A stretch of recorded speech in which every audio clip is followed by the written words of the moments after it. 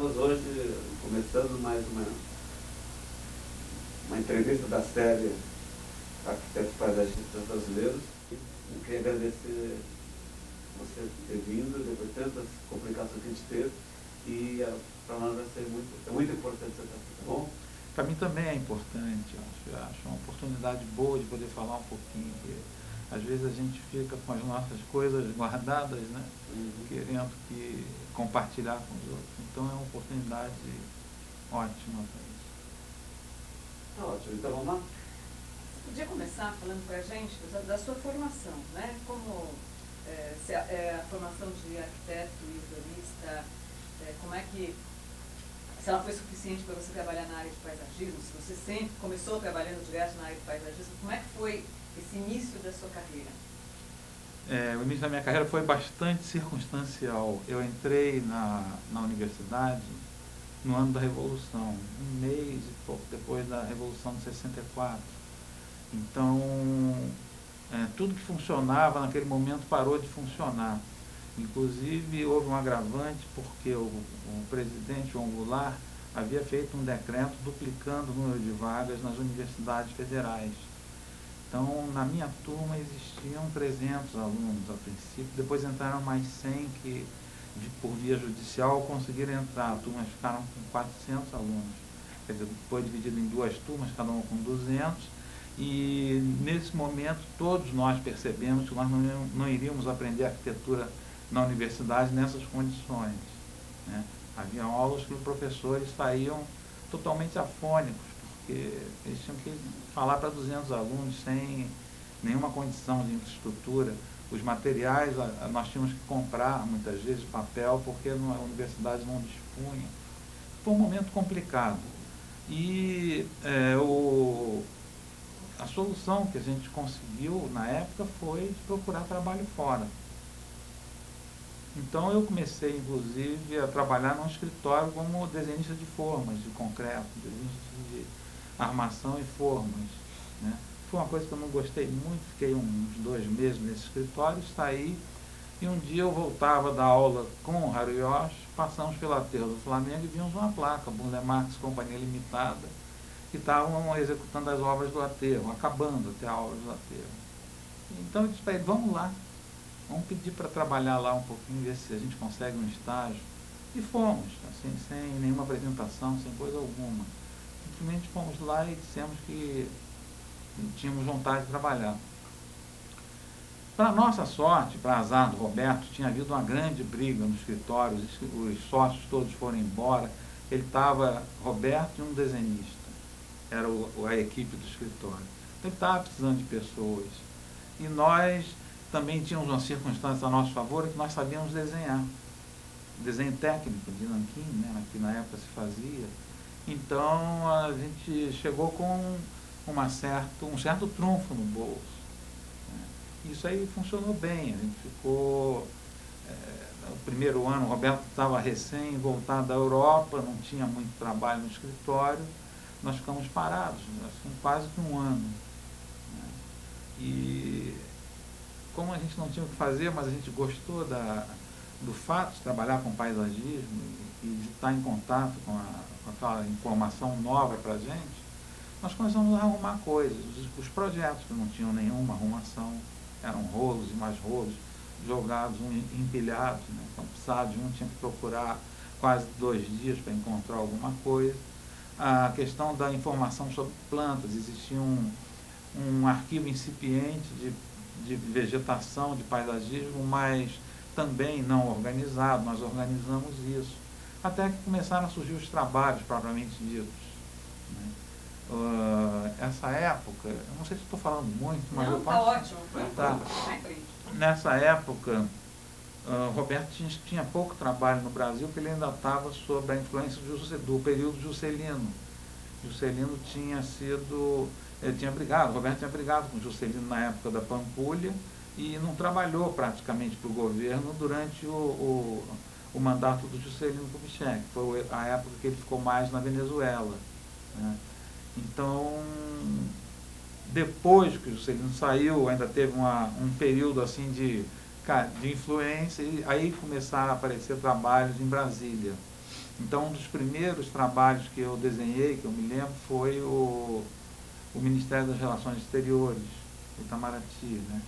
E aí depois vieram outros, Tribunal de Contas da União, o Ministério da Justiça e vários outros trabalhos lá em Brasília. Aí a coisa começou a melhorar.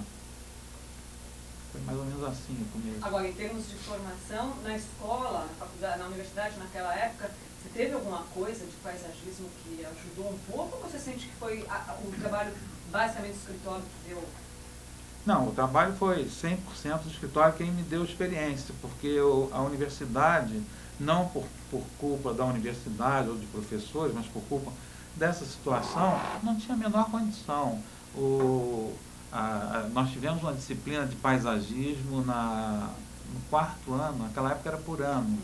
Nós tivemos no quarto ano uma disciplina de paisagismo que foi simplesmente fazer um projeto e entregar esse projeto, mas não havia possibilidade de ter orientação, assessoramento dos professores, porque eles tentavam se desdobrar, aumentar o horário, essas coisas, mas eram 400. Nessa época, nessa altura, no quarto ano, já eram uns 300 alunos, pelo menos. Então era impossível atender a todo mundo. A gente tinha, quando conseguia 10 minutos com o professor, era uma dádiva.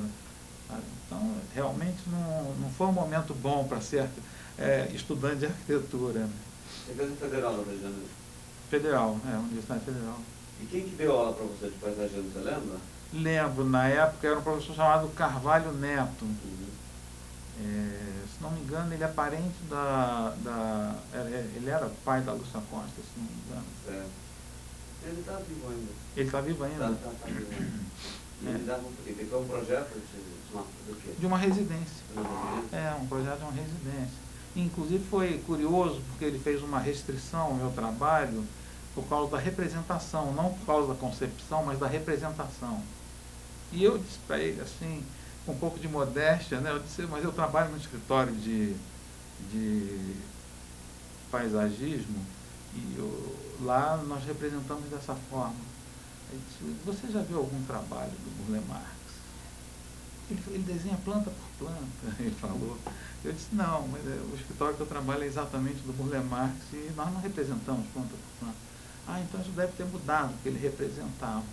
Ele estava se referindo ao fato de que, como o Burle Marx não tinha uma formação de arquiteto, os projetos iniciais dele eram feitos em perspectivas. Não tem planta baixa dos projetos de Pernambuco, por exemplo. Era tudo perspectiva, porque ele era pintor. Né? Então ele representava o projeto através de perspectiva. Isso que está referindo. Foi um pouco irônico isso. Eu também não fui bem sucedido, a nota que ele me deu não foi grande coisa. E como foi você falou, vocês faziam fichas, como é que você foi aprendendo vegetação?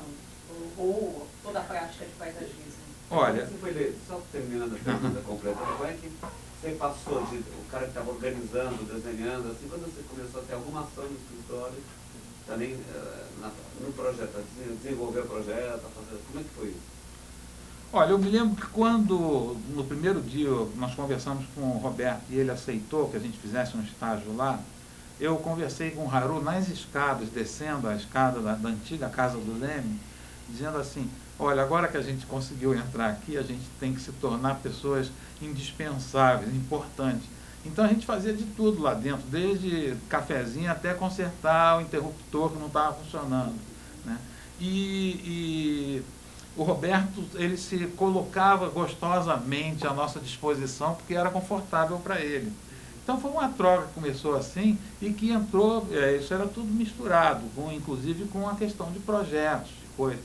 Às vezes surgiu uma dúvida de uma dimensão ou de uma funcionalidade qualquer, de um teatro ao ar livre, de alguma coisa. Eu lembro que a gente saía, eu tinha um Fusca, a gente pegava o Fusquinha e ia embora para uma praça, para um jardim, para algum lugar onde tivesse um equipamento semelhante, media aquilo tudo, voltava com levantamento. Porque nós gostávamos do trabalho no escritório, porque ele preenchia a nossa sede de conhecimento que a faculdade não podia preencher. Era uma coisa assim de ânsia de saber. E eu lembro que com os nossos colegas acontecia a mesma coisa, cada um na sua área, mas estava todo mundo assim, procurando se salvar no meio daquele mar de confusão que se estabeleceu logo que o o regime militar tomou o poder, né? Então, essa maneira de atuar nossa foi muito decisiva na história, porque, inclusive, tinham estudantes que estavam muito mais adiantados, nós estávamos no 2º ano, tinha no escritório estudantes de 4º ou de 5º ano que apareciam e desapareciam. Eles ficavam por lá 1 mês, 2 meses, via que não acontecia nada e ia embora porque não estava acontecendo nada. E nós insistimos porque era bom. Aí começamos a aprender plantas, a gente tinha tempo sobrando, né, porque no escritório não tinha trabalho. Aí, com essa organização e com o contato que o Burle Marx tinha com botânicos, nós fomos também conhecendo esses botânicos, fizemos alguns cursos assim rápidos de taxonomia com botânicos, de flora brasileira, de fitogeografia do Brasil, coisas desse tipo que a gente começou a se interessar. Aí veio a questão decisiva, foram as excursões de coleta. 1 mês depois da gente ter entrado no escritório, foi em agosto de 65, agosto de 65, houve uma excursão de coleta, que nós não fomos convidados, nem participamos, que foi a excursão onde faleceu o Rino Leve, na Bahia, no Morro do Chapéu. Eles foram no Morro do Chapéu. Mas eu que gostava de viajar, eu fiquei assim, aceso com essa questão das excursões. E depois, com o passar do tempo, nós passamos a participar de algumas de excursões e, com o desenvolvimento, eu passei a promover excursões, porque eu enchi a cabeça do Roberto. O Roberto fazia viagens, isso eu tenho orgulho até de dizer, antes ele fazia viagens, digamos assim, nos arredores do Rio de Janeiro. Minas, Espírito Santo, Bahia. A primeira grande excursão que a gente fez foi ao Pantanal. Grande, eu digo, em extensão. Né? Ao Pantanal. Como é que foi organizada essa viagem? Fala um pouco mais. Essas viagens eram o seguinte, o Roberto ia com caminhão e com alguns empregados do sítio, que eram escolhidos. Havia uma disputa entre os empregados, porque o Roberto era generoso. Ele, por exemplo, além de dar uma gorjeta muito grande para quem viajasse, ele ainda fazia o seguinte, disse, se vocês não quiserem dormir no hotel, eu dou a diária do hotel para vocês. Então eles dormiam todos no caminhão e ficavam com o dinheiro das diárias. Né? Então era assim, a maneira que ele tinha de conseguir uma equipe de boa vontade. E isso ele sabia fazer como ninguém. A equipe que ele levava para a viagem eram equipes fantásticas, porque o esforço físico era muito grande. A coleta, subir em morros, subir em pedreiras, carregar a planta com um torrão, era bem complicado, bem pesado. Né? Isso era parte dele, para abastecer a coleção do sítio. Agora, o pessoal do escritório, quem quisesse ir, pagava a sua parte das despesas. Alimentação, as diárias de hotel e o combustível. Né? E eu gostava tanto que eu comprei uma Kombi. Num momento de trocar de carro, em vez de troquei por uma Kombi. Eu tinha Kombi exatamente por causa da excursão, era o meu carro.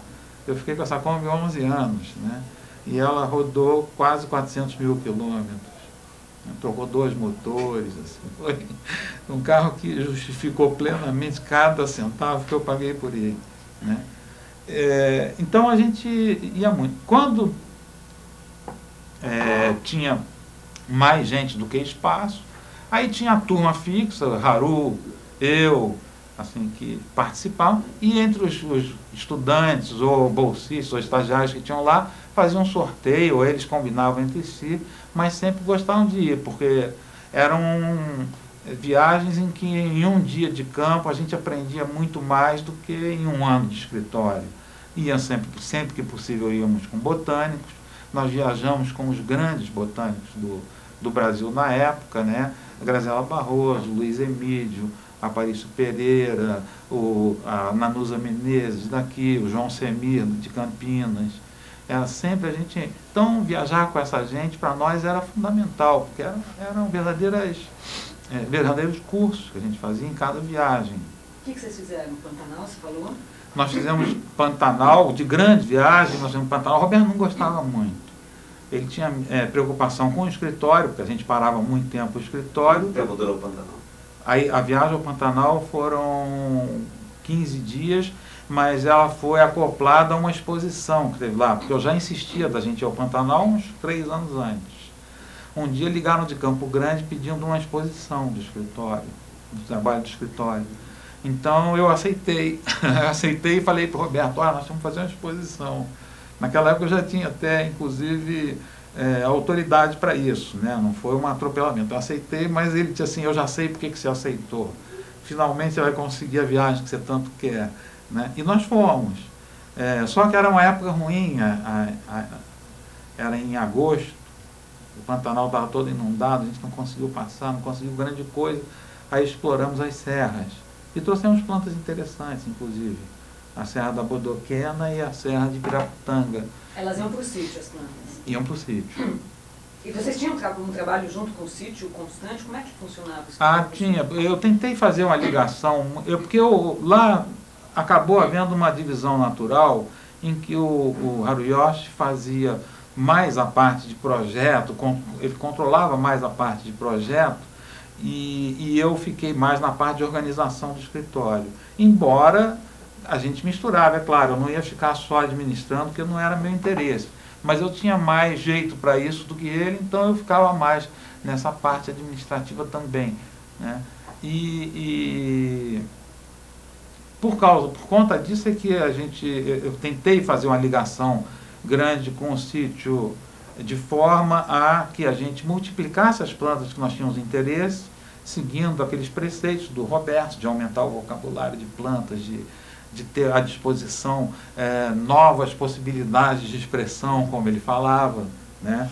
Então, eu tentei fazer essa ligação com o sítio nesse sentido.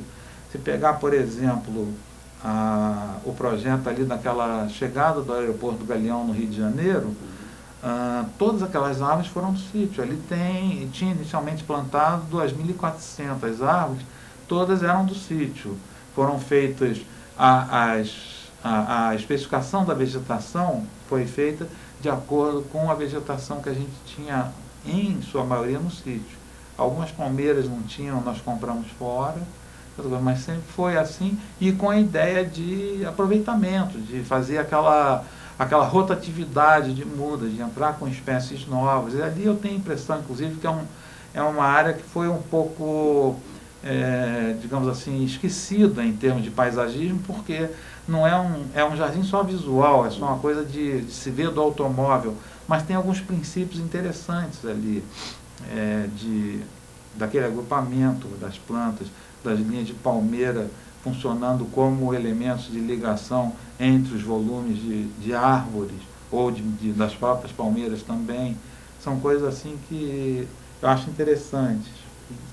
E o sítio, tinha uma época que você podia, pessoas de fora compravam plantas lá, ou não?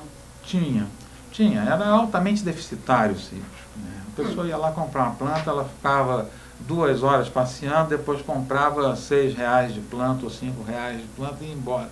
Mas as pessoas que estavam fazendo projeto, não, assim? Não, era difícil. Era mais para vocês mesmo? Era mais para nós e pouco a pouco o sítio foi virando muito mais uma coleção de plantas do que propriamente um comércio. Porque o Roberto tinha aquela sanha do colecionador, né? Ele queria aumentar. Eu provocava muito o Roberto, eu gostava de vez em quando de provocá-lo. Então eu dizia, você sabia que o Jardim Botânico tem 230 espécies de palmeiras? Aí ele passava a se dedicar assim com maior ênfase à coleção de palmeiras, escrevia para todo mundo, para Miami, para Honolulu, pedindo palmeiras, porque ele queria ultrapassar a coleção. Essa coisa de colecionador, né, que ele tinha. E então, aí nós estamos falando das viagens, né, do Pantanal. E depois eu também teve uma outra viagem que eu persegui durante 8 anos, assim, atrás de patrocínio, atrás de uma maneira de viabilizar a viagem, porque era uma viagem complicada, que era ir à Amazônia. Era um sonho nosso, assim, pessoal do escritório, um financiamento CNPq, e fizemos. Foram 2 combis, não foi caminhão, porque é impossível, né, seria impossível naquelas estradas.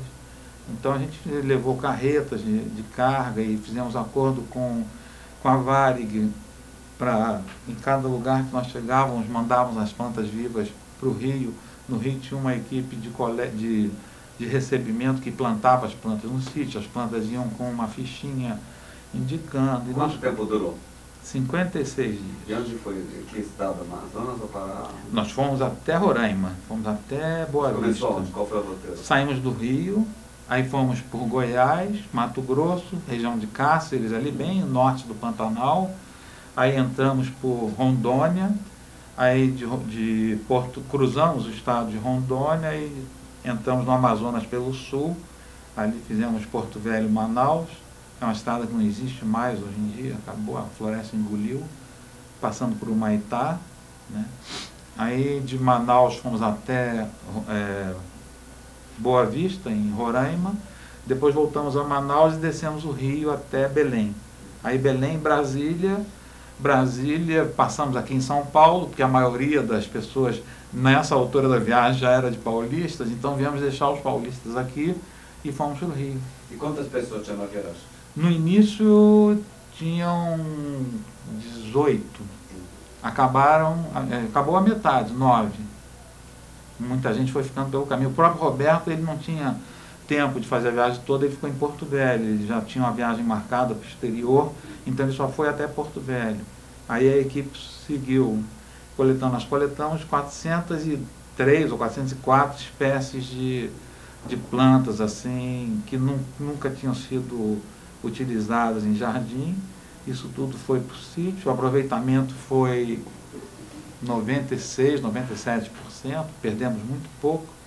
Claro, porque a gente já tinha uma prática de coleta em que a gente não coletava plantas que a gente sabia que eram muito sensíveis, piperáceas, algumas aizoáceas, coisas que não suporta transplante, nós nem coletávamos, né? Depois vocês passaram a utilizar essas plantas? Algumas, né? Nessa altura o sítio já era mais coleção, como eu disse. Então, algumas delas sim. Não era feito um trabalho sistemático de experimentação, de pegar cada planta que a gente coletava e estudar o comportamento em cultivo para ver se ela era aproveitável ou não. Era uma coisa assim muito dependente de circunstâncias. Por exemplo, palmeiras não tem problema, a gente já sabe que não tem problema. Então as palmeiras que se plantaram lá no sítio são todas matrizes hoje em dia, elas fornecem sementes e se planta e muita coisa na Amazônia foi introduzida em cultivo no jardim pelo Roberto, a começar pelo açaí, né? Que não era usado em jardim e foi introduzido. E isso, quer dizer, vocês se formaram, você, Haru, né? Em 65, em 68. E continuaram. E continuamos. E você ficou até quando no escritório? Eu fiquei até 82. 82. Em 82 eu saí do escritório, abri um escritório meu, mas um ano depois, também por uma coisa circunstancial, houve uma oportunidade de o Roberto conseguir doar o sítio, que era uma coisa que ele já vinha tentando fazer. O sítio se transformou num elefante branco em termos de manutenção. Ele tinha que manter lá uma equipe que na época eram 17 pessoas. Então era muito caro, muito confuso, cada planta exige um tratamento diferente, uma coisa assim. Começou a ficar complicado. E ele tentou doar o sítio para fundações americanas. Só que as fundações americanas ficaram com medo porque o sítio não tinha um documento de posse da terra firme, seguro. Lá era tudo posse, não tinha escritura, não tinha registro, não tinha nada, aí as fundações se recolheram. Até que, uma vez, eu e o Robério, que é o atual diretor do sítio, nós fomos ao IPHAN por uma outra razão. Nós tínhamos um projeto que era refazer a viagem do Von Martius. Foi feita em 1817 até 21, né?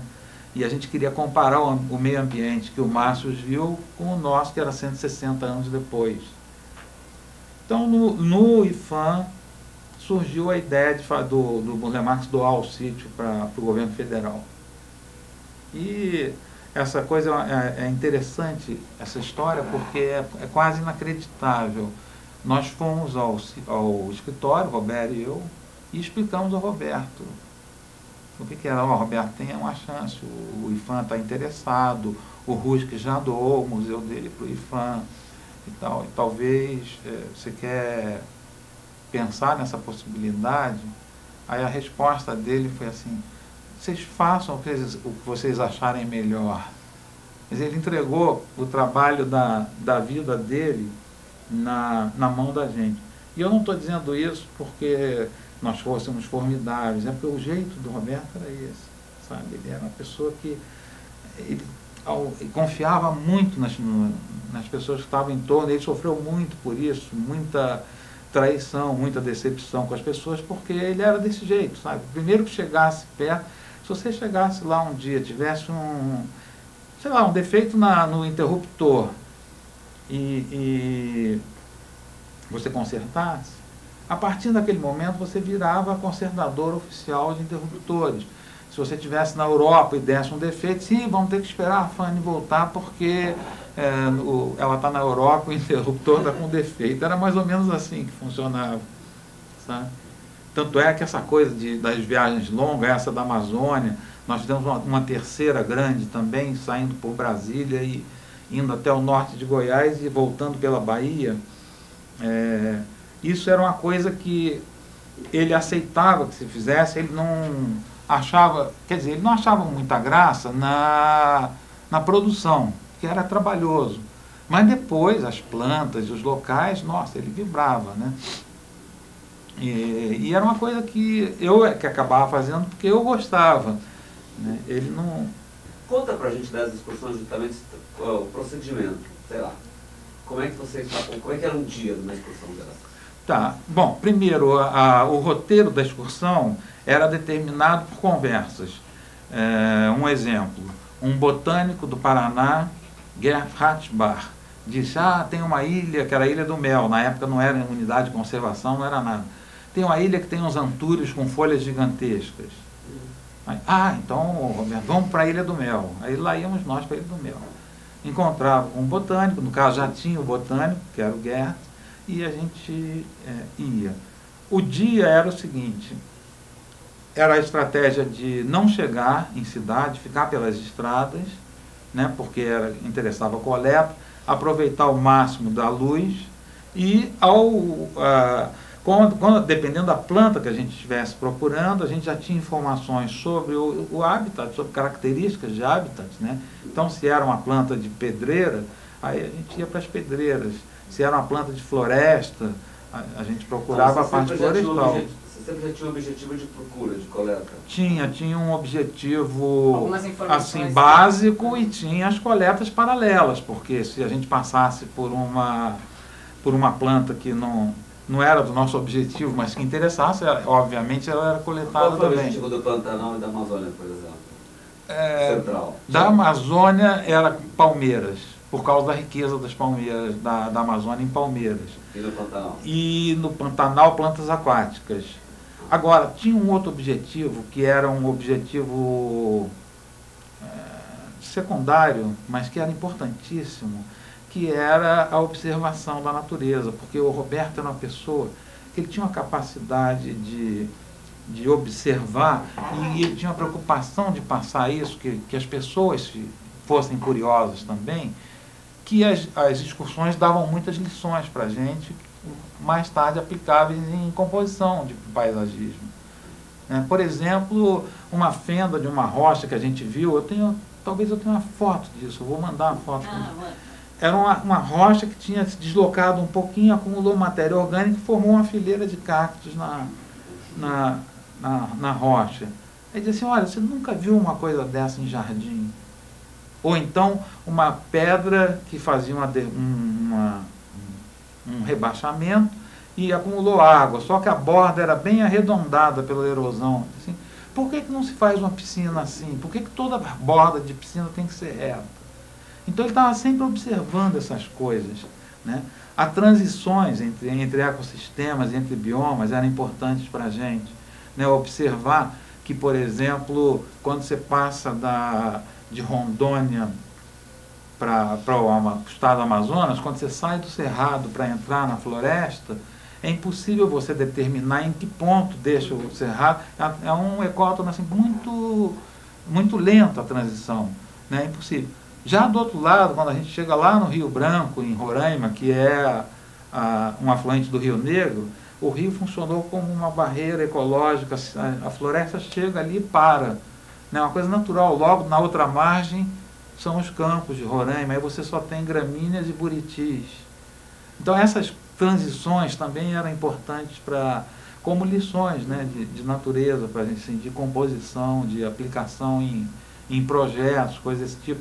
Tanto é que o Itamaraty, em Brasília, a praça do Ministério do Exército, tem aqueles renques de buriti laterais que são nitidamente uma influência e uma homenagem ao cerrado, aquelas veredas de buritis que o cerrado forma, né? Aquilo ali foi inspirado no que se viu em excursão, em viagem de coleta. Você saiu do escritório, no certo momento por um ano você teve um escritório seu. O que você foi fazer no escritório? O que você fazia no seu escritório? Como é que foi esse primeiro voo solo? Assim? Esse voo solo nesse escritório eu tive pouco trabalho, porque evidentemente eu estava começando, né? Eram poucos trabalhos e trabalhos pequenos, não teve nada assim de grande expressão, não. Depois quando o sítio foi doado, eu voltei ao sítio, porque o Roberto pediu para que eu ficasse lá. Aí eu fiquei mais 2 anos e saí de novo. Aí foi então que eu fui para o Espírito Santo e comecei a fazer um escritório onde começaram a aparecer trabalhos maiores. E lá no Espírito Santo eu trabalhei muito como consultor para Aracruz Celulose, que é uma empresa grande, e eles tinham muitas áreas, centro de pesquisa, casa de hóspedes, a parte de fábrica mesmo. Tudo isso eu comecei a trabalhar melhor lá. Mas nesse ano que eu fiquei com o escritório no Rio, foi muito pouca coisa, foi uma época bem difícil para mim.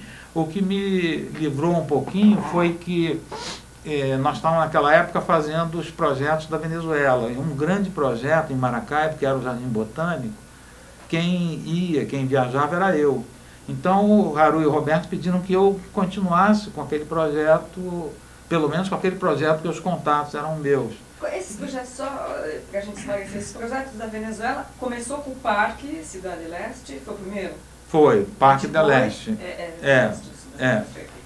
E depois que mais que teve, esse não... Aí o Roberto, isso foi antes de nós entrarmos, o Haru e eu. Isso foi em 60, foi exatamente na época do Juscelino. Uhum. Né? Aí ele trabalhou muito na Venezuela. O Parque da Leste trouxe outros trabalhos e ele fez alguns trabalhos. Depois ele voltou para cá, houve um período sem trabalho lá, depois renasceu a Venezuela. Isso no início dos anos 70. Aí nós fizemos o Parque Central, que é um conjunto de prédios, um jardim mais ligado à construção, à arquitetura, mas bem grande. E fizemos muitas residências e uma urbanização grande em Puerto La Cruz, que é um lugar de mangue, um dos mangues mais bonitos que eu já vi, assim, com árvores até 12 metros, 13 metros, muito parecido com os mangues do sul da Bahia. Né? Aí fizemos esse projeto, que não chegou a ser executado, um campo de golfe perto de Caracas também, e um projeto que também não foi executado em Canaima, que é um lugar fantástico, é uma das maravilhas do mundo. É um acampamento com a pista de pouso a 40 quilômetros que a gente vai para o Rio, sobe para o Rio, da maior queda d'água que existe, conhecida, que é o Salto Angel. São 968 metros de queda d'água, quase 1 quilômetro. Né? Muito bonito esse lugar. Aí fizemos um projeto, seria um parque mais como unidade de conservação, porque já é pré-Amazônia da Venezuela, mais para o sudeste, né? E também não foi executado, infelizmente. Até que surgiu esse Jardim Botânico de Maracaibo. Que foi feito? Esse foi feito. E você acompanhou essa obra? Essa acompanhei, e a gente ia a cada mês e meio, cada 2 meses. Foi um projeto muito feito no local, assim, foi muito interessante o trabalho. Nós trabalhamos em algumas áreas, por exemplo, Crassuletum, que era uma coleção de plantas gordas, né, plantas crassas. Nós trabalhamos em escala 1:1. Nós fizemos o desenho no terreno, marcando com mangueiras de água, as curvas, botando cal em cima, subindo de helicóptero para olhar. Naquela época a Venezuela era rica, né? Tinha muita riqueza, assim, muito desperdício também. Então fizemos esse jardim todo em escala 1:1. Né? Muito grande. 30 mil metros essa parte. O jardim todo tinha 800 mil, igual a área do Jardim Botânico do Rio. Agora essa parte que foi feita em 1:1 era 30 mil metros quadrados. A gente não tinha noção no campo do que estava fazendo, tinha que subir e olhar o que a gente estava desenhando. Mas foi muito interessante, muito enriquecedor. E como era um jardim botânico, nós fazíamos excursões de coleta de plantas na Venezuela para abastecer o jardim, para criar a coleção de jardim botânico. E quanto tempo vocês trabalharam nisso? 6 anos. 6 anos? 6 anos. Nesse trabalho assim, indo a cada 2 meses, em média. E agora voltando para o Brasil... Mas aí você estava já no Espírito Santo? Não. Eu estava Rio de Janeiro e trabalhando para o escritório na Venezuela. Só na Venezuela. Aí depois você foi para o Espírito Santo... Não, mas aí teve a doação do sítio.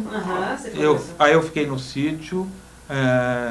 No segundo ano do sítio, já sendo do governo, já sendo órgão do IPHAN, faleceu o Augusto Rusk, lá no Espírito Santo. E aí o presidente na época era Pró-Memória, né, um braço assim, meio operacional do IPHAN. O Pró-Memória, o presidente era Joaquim Falcão, e perguntou se o Roberto iria para o Espírito Santo, para ficar lá um pouquinho como diretor do Museu do Rusk. O Roberto não quis. Era um museu mais voltado para a zoologia, ele não conhecia. Então o Joaquim pediu que eu fosse provisoriamente. Aí eu fui, para ficar 2 meses. E acabei ficando 9 anos. E como é que foi o trabalho lá que você fez? Foi super interessante. Eu diminui muito a minha atividade como paisagista, mas eu tive contato com biólogos e principalmente zoólogos, mas muito ecólogo também, que mudaram a minha maneira de ver muito. Acho que atrapalhei um pouquinho. Mudaram a minha maneira de ver muito. Esse contato era porque o museu recebia muita gente que ia em pesquisa. Houve projetos interessantes, financiados inclusive pela Aracruz Celulose, reintrodução de uma espécie de macaco na floresta. Foi um trabalho riquíssimo, 2 anos, 100 mil dólares. Os macacos iam com rádio colar, transmissor, a gente ia atrás para ver. Era interessante. E eu ia assim mais de curioso, porque eu não sou biólogo, né? Mas eu comecei a compreender muito a questão das relações ambientais, a ecologia no sentido mais etimológico do termo, né? Não no sentido tão vago que tem hoje em dia, né? E isso daí foi assim, muito forte para mim, porque quando eu voltei a trabalhar, todo esse novo conhecimento desses 9 anos passou a integrar minha preocupação ao compor. Tanto é que agora está se abrindo uma nova forma de contrato de paisagista, que eu não sei se no resto do país existe, mas lá em Santa Catarina eu já fui chamado 2 vezes para participar de estudo de impacto de vizinhança, que é uma coisa recente, de Estatuto das Cidades, né? E de estudo de impacto ambiental, relatório ambiental, incluindo a componente paisagem, que não se inclui geralmente. Né? Mas houve um projeto no sul do estado, em Araranguá, numa paisagem fantástica que tem, que é o Morro dos Conventos, uma falésia rochosa, né? Que é uma paisagem única, e eles queriam fazer um loteamento ali. Então o estudo tinha que incluir componente paisagem. E me chamaram, a empresa que estava fazendo, a consultoria que estava fazendo, eles não souberam nem explicar o que eles queriam, e eu não soube entender o que eles queriam. O que vocês querem? Nós não sabemos direito, então vamos inventar. E aí começamos a a inventar, inclusive, métodos de fazer avaliação de paisagem. Tive que pesquisar o que existia disso no exterior. A maioria dos métodos tem componente subjetivo muito forte. Alguns chegam a achar que onde tem influência humana a paisagem é ruim. São coisas preconceituosas, né? Então, é uma coisa que está nascendo agora. Eu tenho escrito sobre isso. Naquele NEPEA lá em Florianópolis, eu falei sobre isso. No Jornal da Paisagem eu publiquei um artigo pequeno também, que é um campo que está se abrindo, que os paisagistas não estão percebendo muito. Eu acho que os paisagistas deviam ligar as antenas mais para isso, porque é o momento em que a gente pode trabalhar a paisagem em escalas que não se trabalha normalmente. Essa, por exemplo, foi uma, né? Já o primeiro método que eu criei para trabalhar nesse lugar, para mim já não serve, já está cheio de defeitos. Quer dizer, eu estou andando para frente. Aquilo foi uma primeira vez, né? E eu acho que é assim, a gente está seguindo o caminho normal que a ciência segue, de ir evoluindo, de tentando aprimorar as coisas, né? Mas eu assim não vejo em outros lugares paisagistas trabalhando. O Chassel talvez seja uma exceção lá naquele parque do Rio, né? Mas Eduardo Barra também tem feito alguma coisa em pequena escala, mas não existe assim um procedimento já tradicionalizado, uma cultura cristalizada de como o paisagista pode intervir em equipes que estão trabalhando com questões ambientais. Falou, as pessoas não sabem nem o que pedir ainda, né? Quer dizer, a demanda, ela existe, mas ainda não está, vamos dizer, estruturada, né? Ela se manifesta ainda, né? Mas vamos continuar. Fala um pouco do seu trabalho no Espírito Santo com a Aracruz lá depois. Eu fiz alguns projetos com a Aracruz. A Aracruz é uma empresa grande, é quase como a gente trabalhar para o governo. Qualquer o sistema caótico, né? Uma pequena modificação no meio do caminho pode levar a resultados totalmente inesperados. Mas a gente teve boas experiências lá. Houve um vendaval que destruiu o centro de pesquisas da Aracruz. Então eles contrataram a mim e a Cíntia Chamas para fazermos uma revitalização de toda aquela área. A vegetação toda se acabou. Então nós fizemos um projeto que é muito voltado para unidade do campo do centro de pesquisa, porque ele é um campus, como se fosse um campus de uma pequena universidade, que foi sofrendo um retalhamento ao longo do tempo, foi sendo picotado, né? Então fica aquela coisa como a gente conhece nas grandes universidades ou nos grandes campos. Então a ideia foi de dar unidade àquilo, e a gente deu unidade através de um lago tentacular que ele ia entrando por dentro das construções e saía assim, que era o elemento de ligação. Na cidade de Aracruz mesmo. Na cidade de Aracruz. Foi feito, e a última notícia que eu tive, eu não vi, mas é que foi abandonada. A Aracruz, numa dessas reengenharia, essas coisas de terceirização, esses movimentos que as indústrias sofrem, ela desativou esse centro e abandonou a área. Então eu não sei como está. Certamente tem marcas, porque o lago foi todo feito em concreto, a gente fez ele com uma construção em concreto, tinha desníveis, tinha algumas quedas d'água, coisas assim.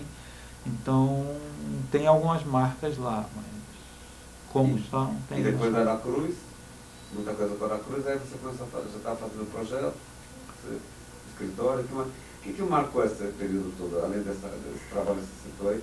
Trabalhou com trabalho de manejo de vegetação para Aracruz, o que você fez? Para Aracruz eu trabalhei também com trabalho de manejo na área de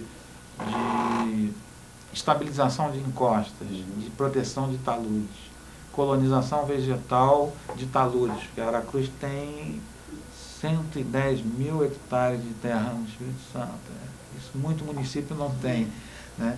Ela tem essa área imensa e no tabuleiro quaternário e com muita ondulação, são colinas. Então, toda essa parte das grotas que ela deixa como reserva legal, ela sofre processo de erosão muito forte em função do eucalipto, que em cima, no tabuleiro, ele não tem são plantados em linhas retas e favorece a erosão.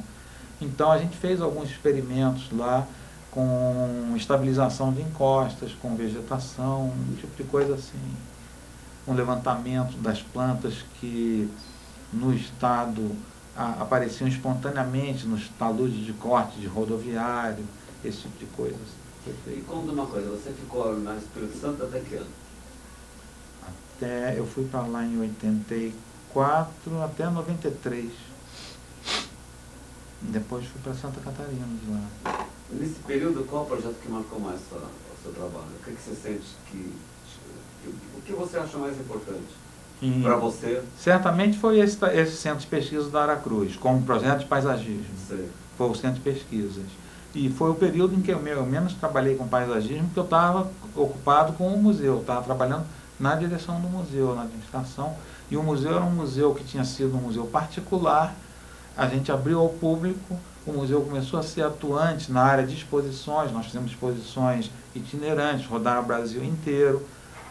Na área de cursos, a gente estimulou muito, através de uma parceria com a Universidade Federal, a produção de projetos de pesquisa dentro do museu. Então, a minha atuação como paisagista nesse período foi muito pequena. E o museu de cidade é que é mesmo? É em Santa Teresa, no Espírito Santo. No centro, que você falou, do Espírito Santo. É bem no centro, a cidade fica a 700 metros de altitude. É um lugar frio, até faz frio no inverno, e é uma cidade que tem duas vocações muito fortes. Uma é a agricultura, de café na parte alta do município, tomates na parte baixa, e a outra é conservação da natureza, porque tem duas reservas, uma do IBAMA, uma do IFAM, e de Mata Atlântica, são as últimas reservas de Mata Atlântica de encosta no estado do Espírito Santo, né? Tem o museu. Tem um curso de biologia agora, que é posterior à minha saída lá, mas existe uma faculdade de biologia ali. E tinha, quando eu saí de lá, 25% de áreas de floresta primária, que é um número bastante expressivo em se tratando de Brasil, em se tratando de Mata Atlântica, né? Então, 25% é um quarto do município com áreas intocadas. Agora, conta uma vez, fala de Florianópolis, como é que você chegou lá? Florianópolis eu digo que foi amor à segunda vista.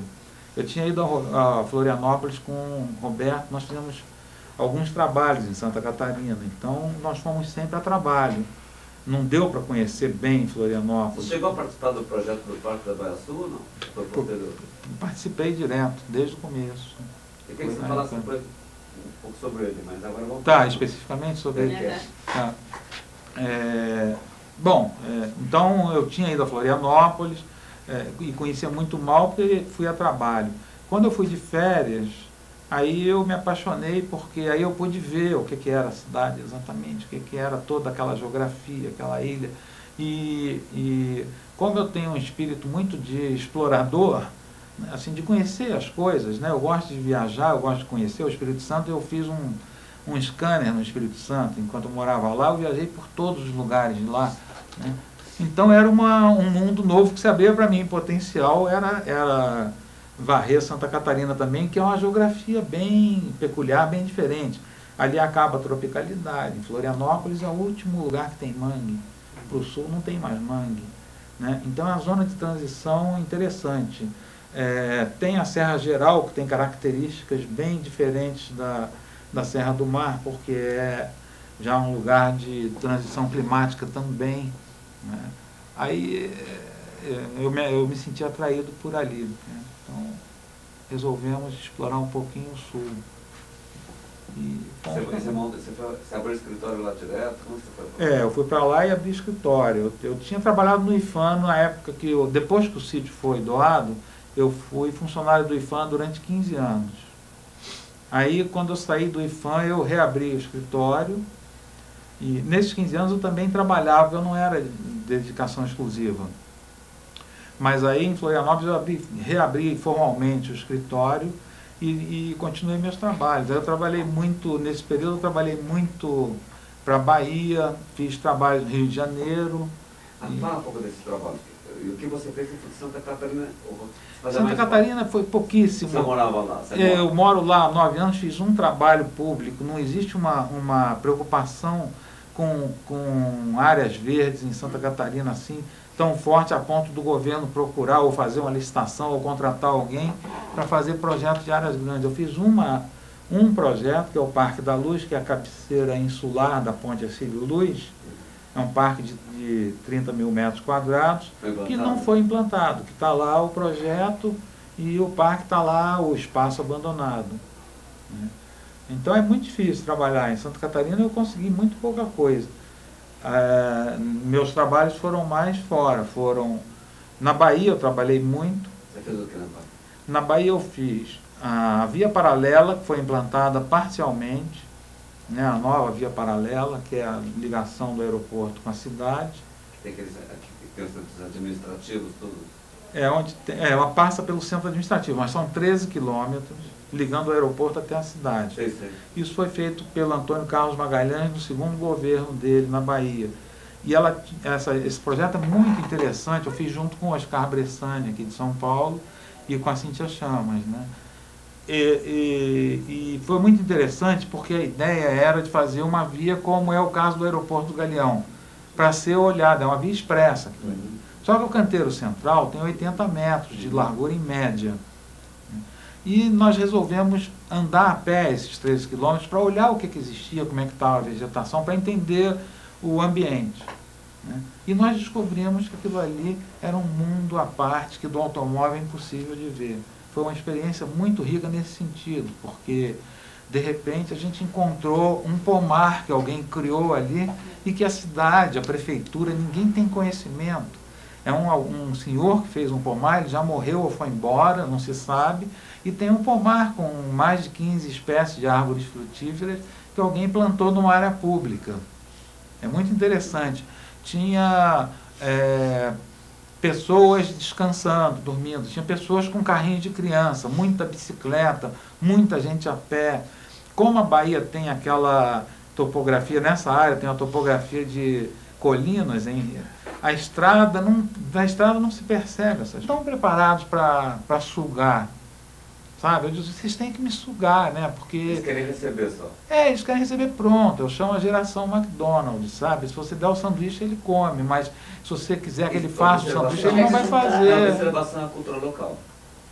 Observação à cultura local. Eles são assim. São assim. Eu tive a mesma experiência. Eles querem receber o grau de raciocínio lógico deles, assim, não de raciocínio lógico. Essa questão de trocar, de discutir, é muito baixa. Eles querem a receita pronta. Exatamente. Isso Vocês sentem isso aqui também? Não, aqui não há. Não. É totalmente diferente. Aqui Mas lá era assim. Sempre foi. Eles sempre queriam tudo mastigado. E como faz? É assim que está certo ou está errado? Aqui nas privadas tem esse comportamento. Inclusive é o seguinte, eu ia mencionar isso. Como eles são resultados de uma seleção, eles tentam ir para uma universidade do governo. Mas eles não passam, não são aprovados. Aí eles vão para a universidade paga. Né? Então já existe uma seleção aí. Né?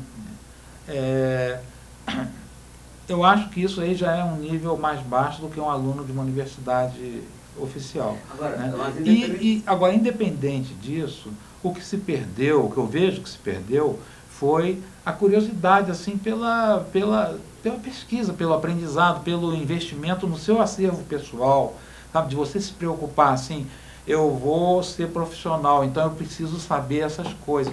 Eles parecem que estão fazendo uma corrida de obstáculos, na realidade, sabe? Eles quando pulam, são aprovados na disciplina de paisagismo, aquilo passa a ser uma coisa do passado, não é mais um conhecimento que eles agregam ao seu acervo pessoal, não é isso. São etapas. Né? E eu tenho discutido muito isso na universidade e tem mudado muita coisa.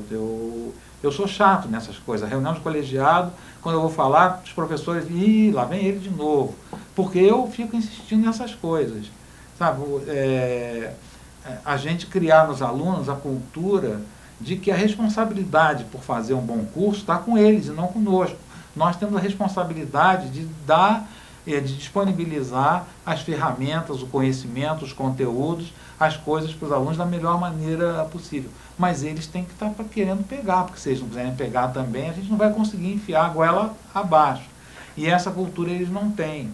É comum um aluno chegar para mim e dizer, professor, qual é a espécie boa para eu botar em estacionamento? Sabe? Aí eu não respondo essa pergunta. Não, qual é a espécie boa? Não. O que você quer do seu estacionamento? Qual é o efeito que você quer? Você quer sombra, quer sol, quer que a folha caia, quer que não caia? Aí a gente discute, vamos ver o que é bom, qual é o problema que eles têm, né? Fala um pouco do seu escritório, eu e meu computador. Como é que você opera isso? É só você ou você terceiriza? Como é que você trabalha? Não, às vezes eu terceirizo. Quando o trabalho é muito grande, eu chamo alguém para me ajudar. Ou eu tenho feito uma experiência que eu gosto muito, que é me juntar com o Oscar Bressani, daqui de São Paulo.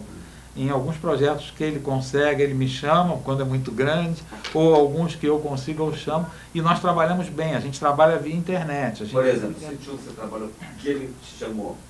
Um que ele me chamou foi o Trevo de Barueri, por exemplo, a entrada do Trevo de Barueri. Ele está me chamando agora, mas não está fechado ainda, para o anel, Rodoanel, um trecho do Rodoanel. Né? São coisas maiores assim, aí a gente trabalha junto. E é interessante porque a gente, ou aqui ou lá em Santa Catarina, a gente fica junto uma semana, discute tudo, amadurece a ideia, a partida, essa coisa, depois trabalhamos via internet. E isso começou, vocês se conheceram? Não, ele estagiou no escritório há muitos anos, muitos anos. E era um participante ativo das viagens, das excursões. Sempre que podia, ele ia. Agora, eu comecei a trabalhar com computador, como eu disse, em 82. Né? Os primeiros, assim, primórdios de computador de 8 bits ainda. Né? E eu gostei da experiência, porque como lá no Espírito Santo, por exemplo, houve ocasião em que eu tinha que importar desenhista, trazer, hospedar em hotel, para ele poder trabalhar comigo em projeto para Aracruz, ou em projeto para como é que se diz, a Vale do Rio Doce, que eu também fiz alguma coisa. Né? Então, o computador significou a libertação para mim por isso, porque eu poderia ficar onde eu quisesse, independente. Né? Então, eu inclusive no curso, eu tenho batalhado muito para os professores liberarem. Lá eles criaram uma regra que eu considero uma regra totalmente idiota, que o aluno só pode usar AutoCAD ou qualquer CAD a partir da 5ª fase. E eu acho que devia ser assim a primeira coisa, porque o computador é um instrumento de projeto, não é um instrumento de desenho. E o argumento que eles usam, arquiteto precisa saber desenhar à mão livre, é um argumento falso, porque o CAD não elimina isso, não é excludente, né? Não é coisa. Então, e eu acho que os meus alunos que trabalham com CAD, eles têm possibilidade de simulação de soluções, de experimentação, que os outros não têm tanto assim. Então, eu acho que qualquer escritório hoje em dia usa, não tem mais escritório de prancheta e caneta grafos, né? Isso aí já acabou. Eu tenho saudades, mas é uma saudade assim bem saudável, né? Assim, era legal, mas já acabou, já foi. E você terceiriza alguma coisa assim de trabalho, assim, de acabamento, para desenvolvimento, ou você faz tudo sozinho? Não, desenvolvimento, no máximo eu desenvolvo junto com alunos, geralmente com alunos, eu gosto de trabalhar com alunos. Já no escritório do Lemarx a gente trabalhava com alunos, nós não tínhamos desenhista profissional lá.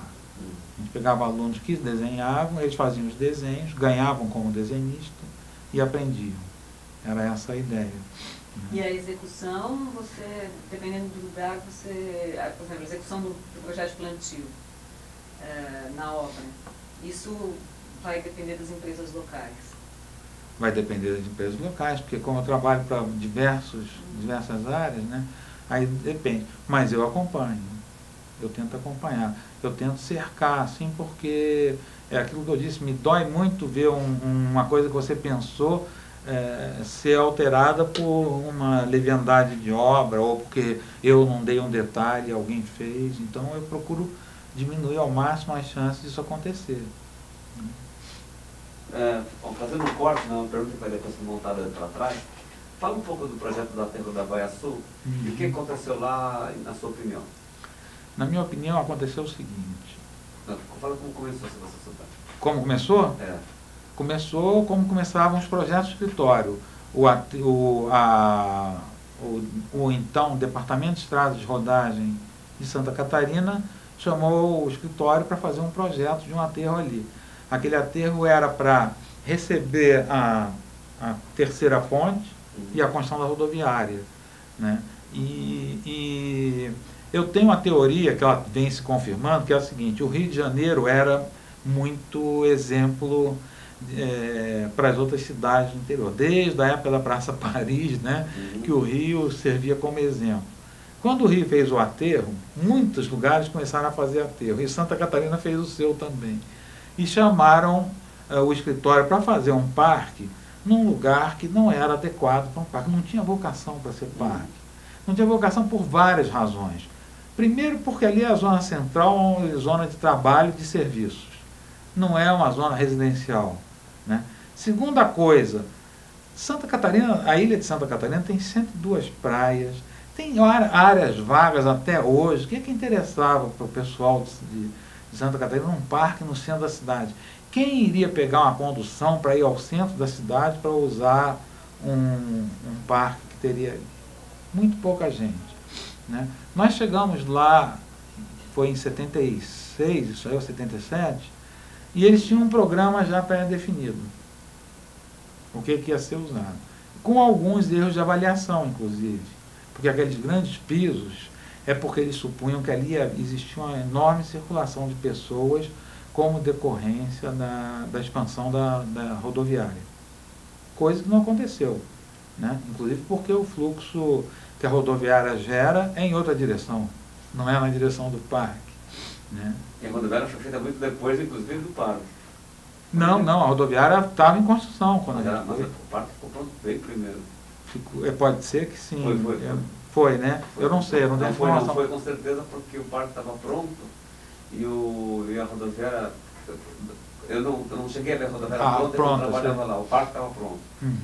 E foi seguido o desenho mesmo ou não estava pronto?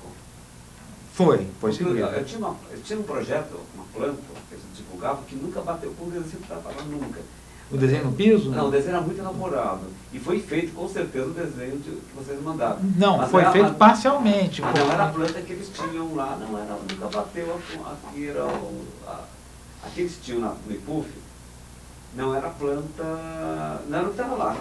Apesar de ser uma coisa que tinha claramente... Não, mas então o IPUF também não tinha nada com a história.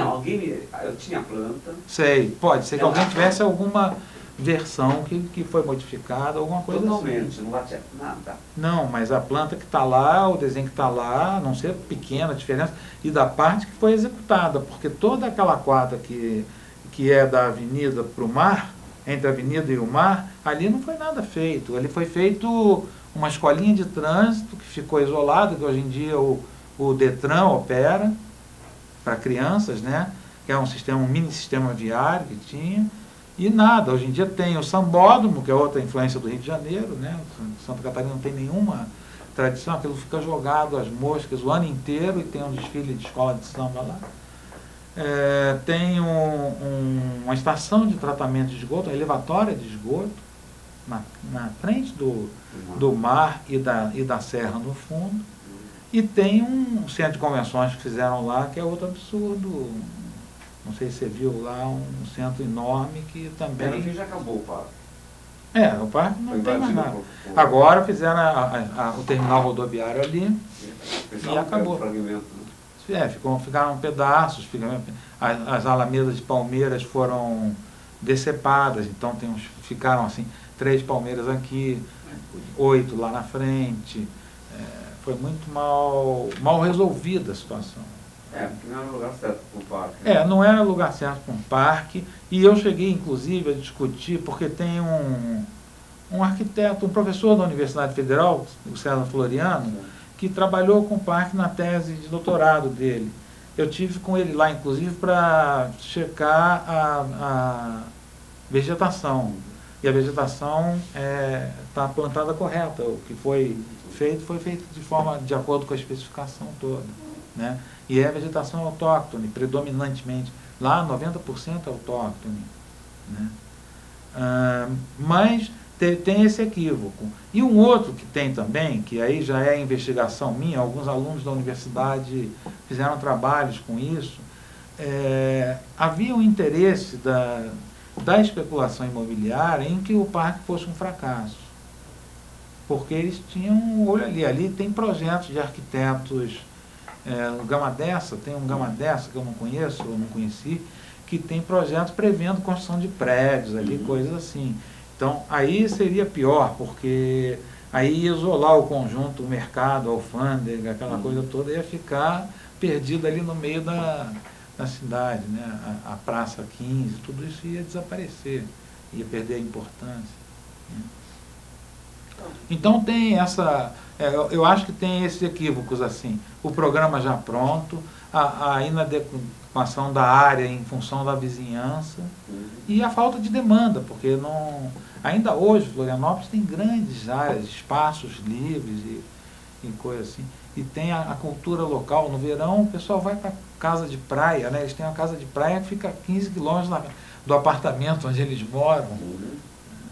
Agora conta uma coisa assim, nesses anos todos, assim, além do Roberto, lógico, que influência, que paisagista você chamaria a atenção, que você gosta? Quais não influência em si, mas o que você acha no Brasil ou fora do Brasil que te interessa o trabalho? Olha, eu me interesso muito pelo trabalho do Chassel. Sim. Eu gosto muito do trabalho dele, em termos de composição e em termos de abordagem, por causa da preocupação ambiental que ele tem.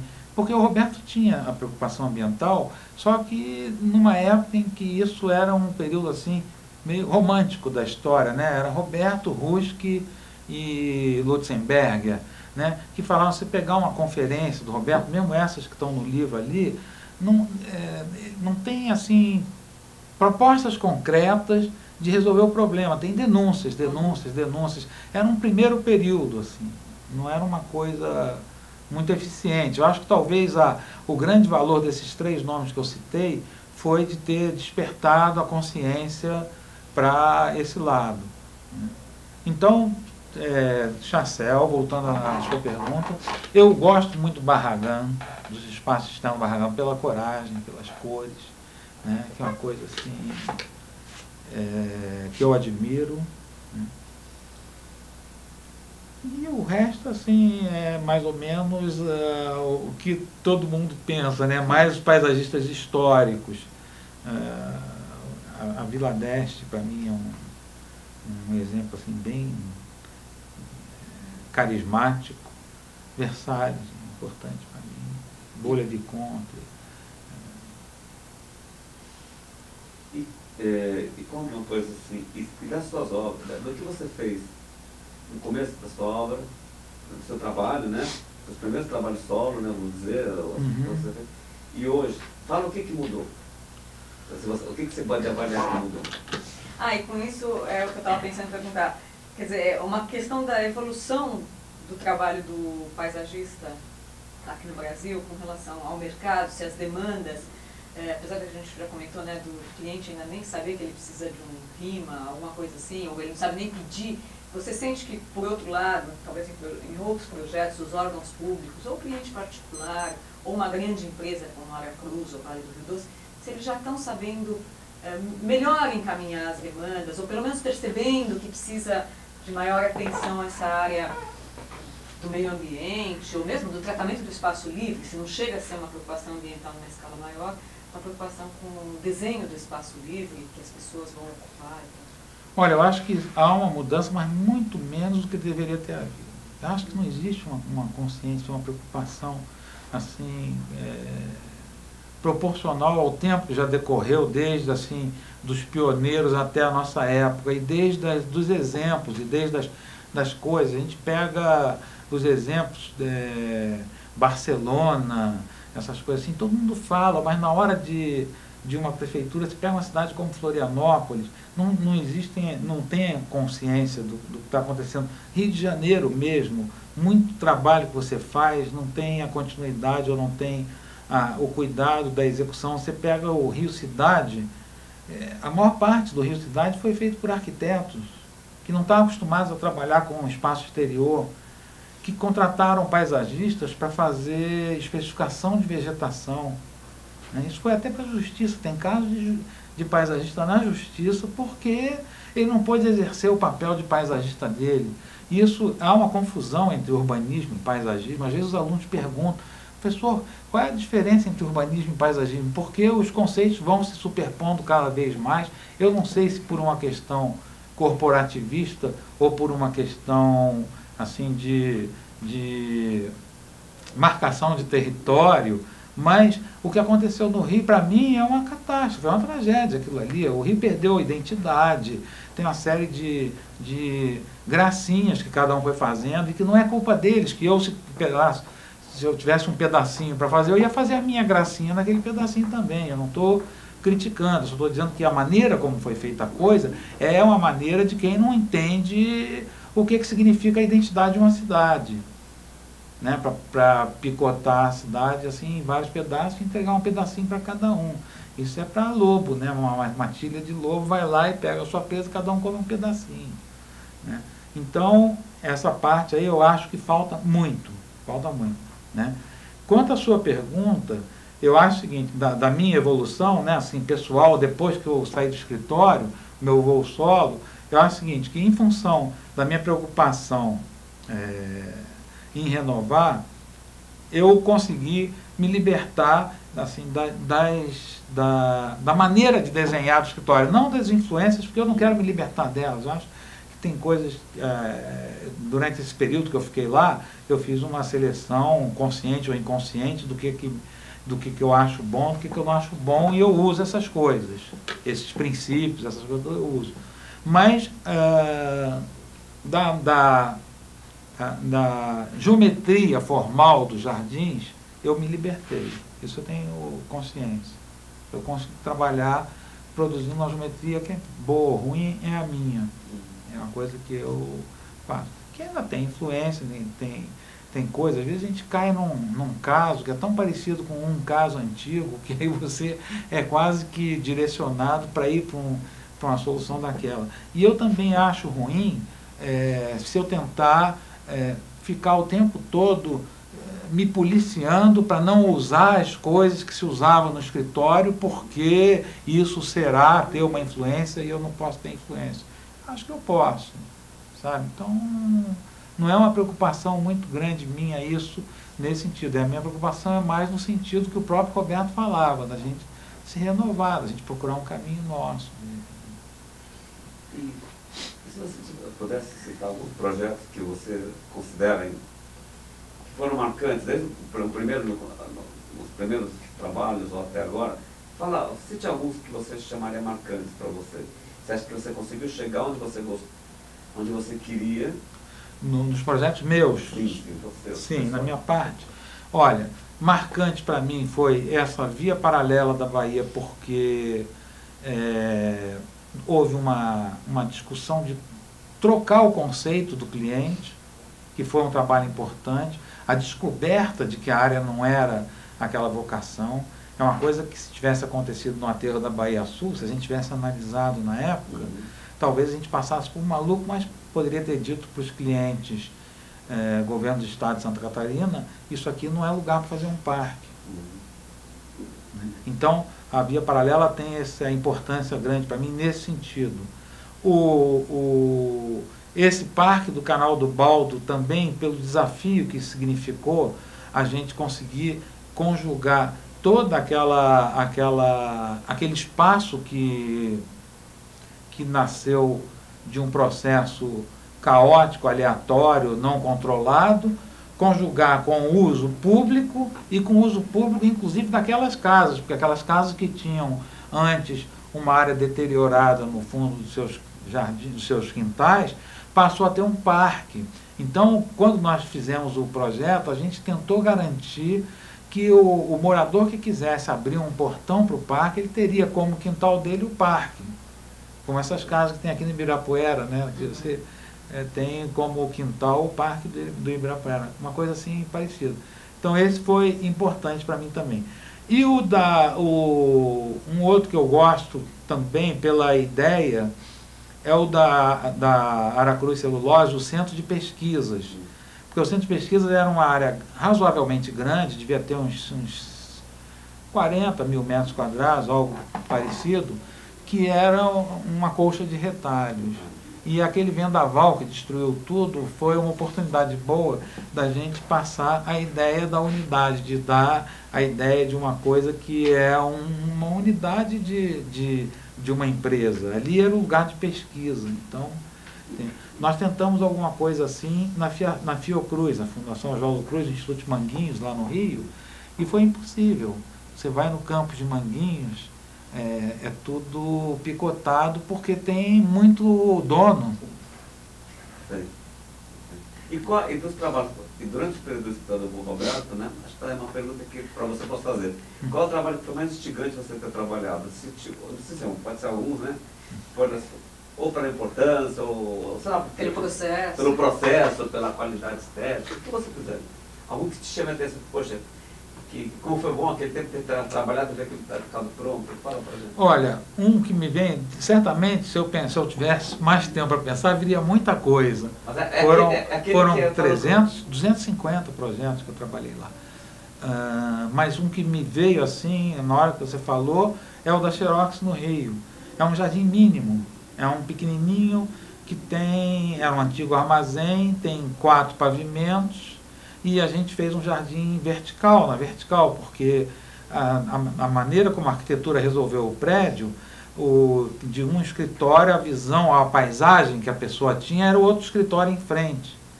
Então você nunca teria uma certa privacidade para trabalhar nem nada. E a gente resolveu então encher o pátio central com aquela estrutura que tem 16 metros. Ela originalmente era muito mais bonita, porque ela era helicoidal, eram 3 helicóides, e de cada um dos braços se prolongava, amarrava o outro, então estabilizava o conjunto todo. Era bonito. O pessoal da Xerox ficou com medo de manutenção e pediu para fazer mais do tipo aquela escada que ficou lá. Eu não sei se vocês conhecem esse projeto, mas eu tenho fotografia em livro, eu posso mandar para vocês. E tem uma perspectiva do Roberto com a forma helicoidal, sabe? É muito interessante. Nós fizemos uma maquete no escritório em alumínio, com uma maquete assim grande, era uma maquete de 1:10, eu acho, a escala. Foi interessante isso pela proposta da solução, de pegar um espaço que era hostil à pessoa como paisagem e transformar num lugar agradável. As plantas se desenvolveram de uma maneira fantástica, filodendros, e nós transformamos aquilo num pedacinho de Mata Atlântica dentro de um edifício. Sabe? Foi bom esse trabalho. Um outro que eu gosto muito, que esse daí não tem nem desenho, foi um projeto feito no local, foi o Jardim da Nininha Magalhães, lá na Floresta da Tijuca, porque aquilo ali é a ideia até no livro eu botei isso, é a ideia de um momento de silêncio no meio daquela presença sinfônica da orquestra, da Floresta da Tijuca, né? Ali o Philip Glass tem uma frase que eu frequentemente falo para os meus alunos. Os alunos têm a mania de encher todos os pedacinhos, né? Querer fazer uma coisa. Calma, tem que ter algum lugar mais calmo, né? Então, essa frase do Philip Glass que diz: a música não são só os sons, mas o silêncio entre eles, né? Isso daí eu acho que é um ensinamento. E aquele jardim é um momento de silêncio dentro da floresta. É muito bonito mesmo. E sempre aquilo foi considerado obra acabada, né? A obra acabada você não quer voltar para ela, já está pronta e tal, e era besteira, ia gastar, não sei o quê, e não se fez. Mas seria interessante ter o levantamento, porque inclusive quando nós chegamos para fazer, o o rio que passava ali, onde tem o lago, era um riacho que eles fizeram 2 paredes de contenção com pedra, com taipa de pedra, de 2 metros de altura, passava aquele córregozinho embaixo, então você via aquela linha cortando o gramado e mais nada, né? Então a ideia de alargar aquilo, de fazer um lago que refletisse a floresta, foi toda uma ideia assim, muito bonita, no sentido de que o jardim ganhou amplitude. Ele antes tinha 2 faixas de grama cortadas por uma linha de uma borda de pedra, ou 2 bordas de pedra. E aquilo virou assim, a ideia do lago.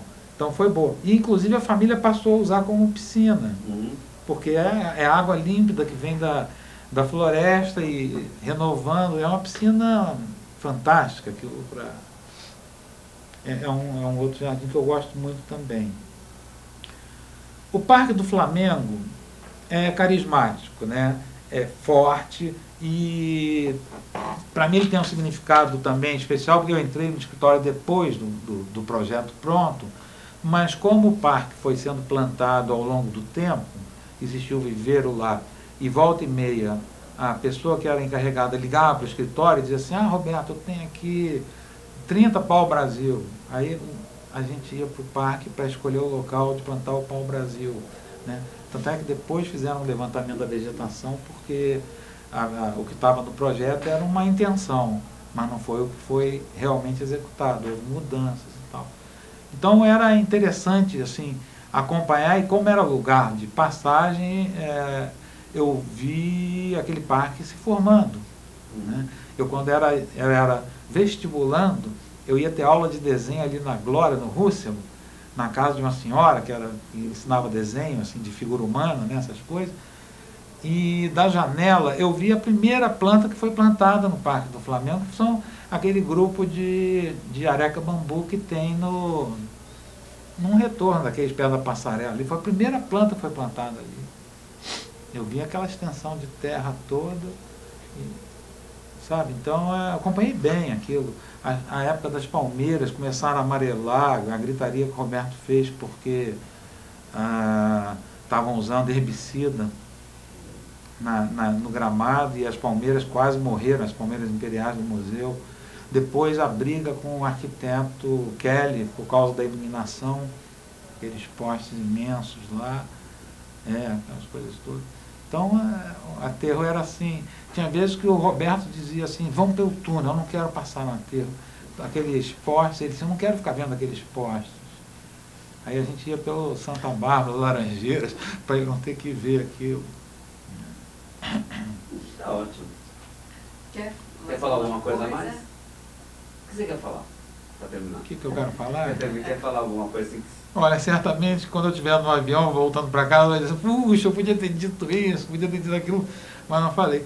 Mas eu gostaria de dar ênfase nessa questão assim, dos paisagistas despertarem um pouco mais para a paisagem em si, para a paisagem em qualquer escala, incluindo na regional. Nós estamos fazendo falta, e acho que a gente tem que criar a cultura de que nós somos profissionais competentes para interferir nessas questões todas de recuperação de áreas degradadas. Nós não somos chamados, quem faz é geógrafo ou é biólogo, né? Recuperações de áreas degradadas, estudo de impacto ambiental, EIA, RIMA, impacto de vizinhança, implantação de unidades de conservação. Tudo isso aí é uma coisa que eu acho que para nós é importante. E para nós podermos atuar nessas áreas, eu acho fundamental que os paisagistas procurem mergulhar um pouquinho mais na questão da ecologia da paisagem, porque isso vai fazer, como fez para mim, mudar a maneira de encarar a paisagem. Eu estou fazendo um livro agora com um fotógrafo, que é só um livro de paisagens. E é uma pretensão, a pretensão que nós temos é de tentar mostrar às pessoas que existem maneiras de olhar a paisagem, existem maneiras de ver a paisagem e existem maneiras de ler a paisagem, né? Então, a ideia assim, de tentar com que as pessoas se emocionem um pouquinho mais do que simplesmente com que coisa bonita que eu estou vendo, mas que elas entendam a a gênese daquilo ali, como aconteceu e por que aconteceu, para evitar esses preconceitos, como, por exemplo, eu vi em projetos de avaliação de paisagem que havia uma recomendação para as pessoas, assim, as feições humanas na paisagem devem ser consideradas negativas.